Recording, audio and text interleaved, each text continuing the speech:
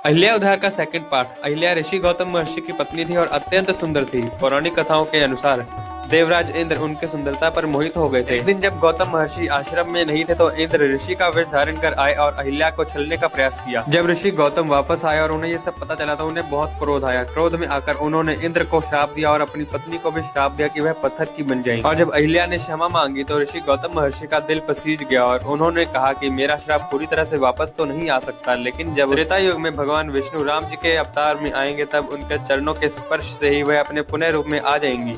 और हजारों वर्षों तक अहिल्या एक निर्जीव स्थान पर पत्थर बनी पड़ी रही।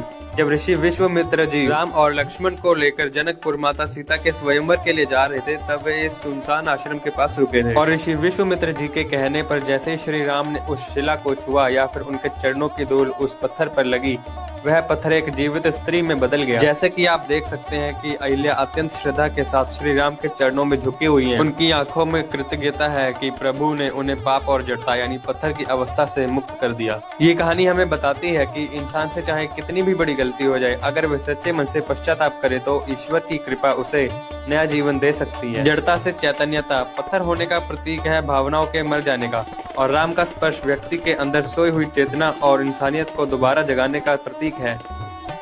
और इस वाली पेंटिंग का वर्णन कुछ इस प्रकार है। राजा पुरुरवा और अप्सरा उर्वशी की प्रेम कहानी ऋग्वेद, महाभारत और कालिदास के प्रसिद्ध नाटक विक्रमोर्वशीयम में मिलती है। यह भारतीय साहित्य की सबसे पुरानी और गहरी प्रेम कथाओं में से एक है। इस चित्र में उस क्षण को दर्शाया गया है जब उर्वशी की शर्तें टूट जाती हैं और वापस स्वर्ग की ओर लौटना पड़ता है। राजा पुरुरवा उसे रोकने की विनती कर रहे हैं लेकिन वह बादलों की ओर उड़ती हुई दिख रही हैं। जब उर्वशी धरती पर राजा पुरुरवा के पास रहने आई तो वह केवल सुंदरता से प्रभावित होकर नहीं आई थी। उन्होंने राजा के सामने 3 कड़ी शर्तें रखी थी और उनमें से पहली शर्त ये थी कि राजा कभी भी उनके 2 भेड़ों यानी कि उनके लैम्प्स को कभी भी उनसे अलग नहीं होने देंगे। और दूसरी शर्त ये थी कि राजा हमेशा ही घी का सेवन करेंगे। और तीसरी शर्त यह थी कि उर्वशी राजा को कभी भी निर्वस्त्र यानी कि बिना कपड़ों के नहीं देखेंगी। और अगर इनमें से एक भी शर्त टूटती है तो उर्वशी को तुरंत स्वर्ग की ओर लौटना पड़ेगा।